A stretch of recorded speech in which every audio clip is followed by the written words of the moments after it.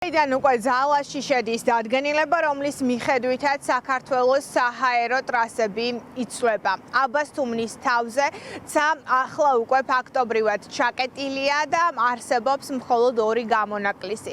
ფრენა შესაძლებელია იმ შემთხვევაში, თუ სახელმწიფო ბორტი დაფრინავს და იმ შემთხვევაში, თუ საფრენი აპარატი აბას თუმანში ჯდება ან აბას თუმნიდან შეიძლება აფრინდეს. აბას თუმანში ერთადერთი ასეთი ტრასა ბიძინა ივანიშვილს ეკუთვნის, ამიტომ მთავარი კითხვა ამ შეზღუდვის ამოქმედების შემდეგაც არის ეს, რისთვის იკეტება ცა ობსერვატორიისთვის, რაც არის ოფიციალური ვერსია ირაკლი კობახიძის დადგენილების მიხედვით, თუ ბიძინა ივანიშვილისთვის. გამოცემულია დადგენილება ნომერი 52, რომელშიც არის შემდეგი ჩანაწერი ატმოსფეროს გამჭვირვალობის უზრუნველყოფა ასტრონომიული დაკვირვებისთვის. ოფიციალურ მიზეზად სწორედ ამას ასახელებს ქართული ოცნება. მას შემდეგ რაც აბას თუმნის თავზე 52 კილომეტრი დიამეტრით გადაწყვიტა ცის ჩაკეთვა. ეს არის საჰაერო სივრცე, რომელზეც გადის მინიმუმ 2 საერთაშორისო ტრასა. რადიო თავისუფლებამ საკუთარ ჟურნალისტურ გამოძიებაში შეაგროვა ყველა ეს დოკუმენტი და მასალა, თუ როგორ წარიმართა პროცესი აბას თუმნის საჰაერო სივრცის გარშემო. რას ნიშნავს ეს გადაწყვეტილება ქვეყნისთვის? Air Georgia's დამფუძნებელი გიორგი კოდუა პირველებთან საუბარში ამბობს, რომ საჰაერო ტრასების ცვლილება შესაძლოა მოიტანოს მძიმე შედეგი, თუ ტრასები გავა საქართველოს საზღვრებიდან.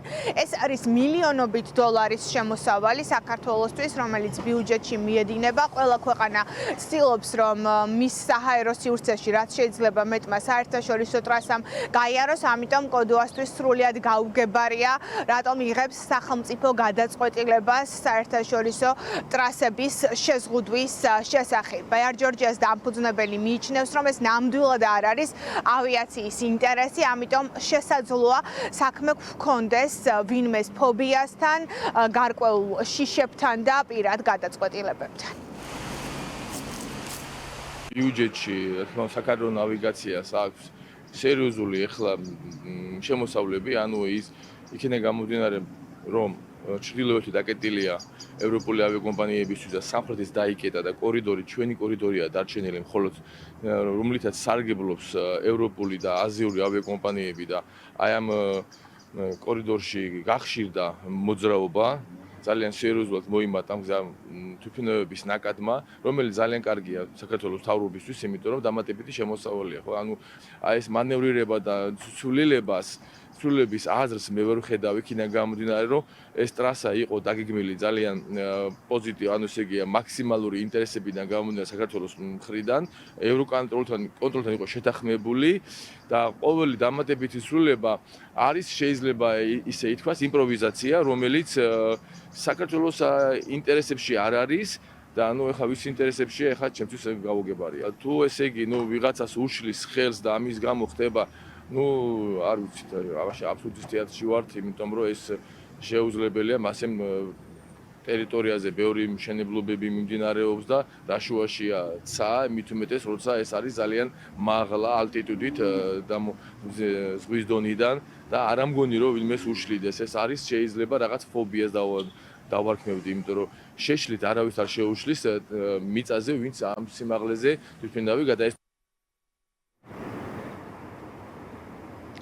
აკრძალვის მიხედვით, რომელიც დღეიდან უკვე ძალაში შედის, ეს აკრძალვა ვრცელდება მიწის ზედაპირიდან უსასრულობამდე და შესაბამისად ეს მონაცემები არის დატანილი უკვე საავიაციო რუკის პროექტში. საქართველო არის იმ საავიაციო ჯგუფის წევრი, რომელიც ადგენს საჰაერო ტრასებს ევროკონტროლის და შესაბამისად უნდა მიეწოდებინათ ინფორმაცია საჰაერო ტრასების ცვლილების შესახებ. ირკვევა, რომ 2023 წლიდან მიმდინარეობს უკვე ასეთი ლაპარაკი და მცდელობა აბას თუმნის თავზე ცის ჩაკეტვის ყოფილა აქამდე 2019 წლიდან მოყოლებული, თუმცა მაშინ დიამეტრი ბევრად ნაკლები იყო 8 კილომეტრი და ეს იყო მაშინაც ობსერვატორიის მოთხოვნა ოფიციალური ვერსიით. ახლა რას ამბობს მთავრობა? მთავრობის ვერსიის მიხედვით ობსერვატორიის ხელმძღვანელისგან მათ მიიღეს მოთხოვნა წერილი, რომ აუცილებელი იყო ობსერვატორიისთვის დაკვირვებისთვის გამჭვირვალეცა და სწორედ ამის შემდეგ მიიღეს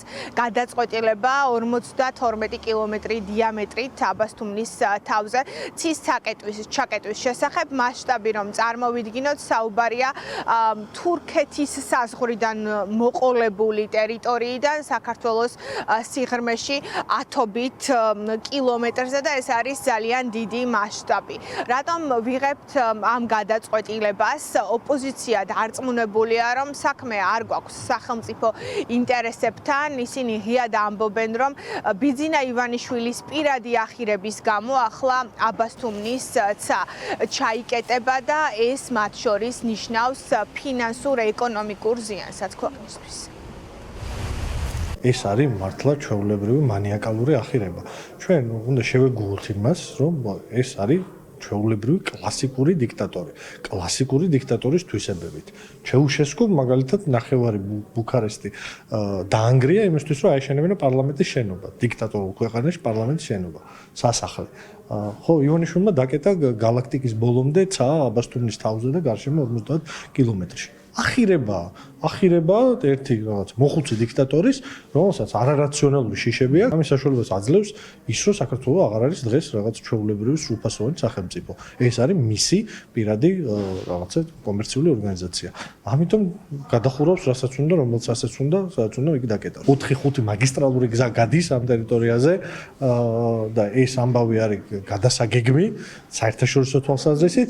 ცალსახად შემიძლია გითხრათ, რომ ნუ ხო რა ვიცი ხა ყველგან შევწყვებით, სადაც გაირკვევა, რომ საქართველოს აი ამ რაღაცა შეუმდგარმა დიქტატორმა, იმიტომ რომ რაღაცა შიშები აწუხებს თუ არ ვიცი რაღაცა ფიქრები, რა ვიცი, რამოდენიმე ევროპისთვის მაგისტრალური მნიშვნელობის საჰაერო გზა გადაკეტა და მარშრუტი შეცვალა, იმიტომ რომ იქ ცხოვრობს და ესე უნდა. ეს ქვეყნის უსაფრთხოება და ცა შეიძლება არ იყოს დაცული და ასეც არის, მაგრამ დაცული უნდა იყოს ივანიშვილის უსაფრთხოება როგორც ხმელეთზე, ასევე ზღვაზე და ეხლა უკვე ცაში და ის რომ ეს გადაწყვეტილება აკარგვინებს ციდან ჩამოვარდნილ ფულს ბიუჯეტს არის ერთი უბედურება, მეორე უბედურება არის უსაფრთხოების რისკების შექმნა, რომელიც ასევე მისთვის არ არის მნიშვნელოვანი. რა თქმა უნდა, ძალიან დაბალი არის ალბათობა იმის, რომ უსაფრთხოების ინტერესებიდან გამომდინარე იყოს ეს გადაწყვეტილება მიღებული, როცა ყველაფერი უკავშირდება ივანიშვილს, რა თქმა უნდა, სახეზე გვაქვს ხოლმე არა უსაფრთხოების ინტერესი, ან ეროვნული სახელმწიფო ინტერესი, არამედ ივანიშვილის პირადი ახირება, კერძო ახირება, ამიტომაც მაღალი ალბათობით ეს შემთხვევა სწორედ ასეთების კატეგორიას განეკუთვნება და ამიტომაც უნდა გაირკვეს ნამდვილად ეს ახირება თუ უნდა განმარტო ხო მაშინ რატო ახირება არა რატო აკეთებენ ამას, იმიტომ რომ ჩვენ ვიცით რომ ძალიან დიდი მნიშვნელობა აქვს სტრატეგიულად ჩვენი ქვეყნის ამ საჰაერო მაგისტრალებს, რომელიც განსაკუთრებით ამ პირობებში არის ძალიან მნიშვნელოვანი და მათ შორის ეკონომიკურად მომგებია.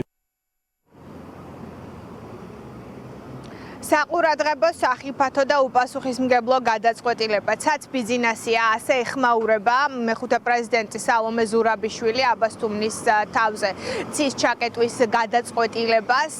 ამ გადაწყვეტილების შესახებ ჟურნალისტური გამოძიება რადიო თავისუფლებამ ჩაატარა და თავდაპირველად სწორედ მათ გაავრცელეს ინფორმაცია. ირაკლი კობახიძის დადგენილება უკვე არსებობს და გადაწყვეტილება ძალაშია შესული. ახლა საქაერო ნავიგაციამ უნდა გააკეთოს განმარტებები, რას გამოიწვევს ქვეყნისთვის საჰაერო ტრასების ცვლილების ნაწილში ეს გადაწყვეტილება.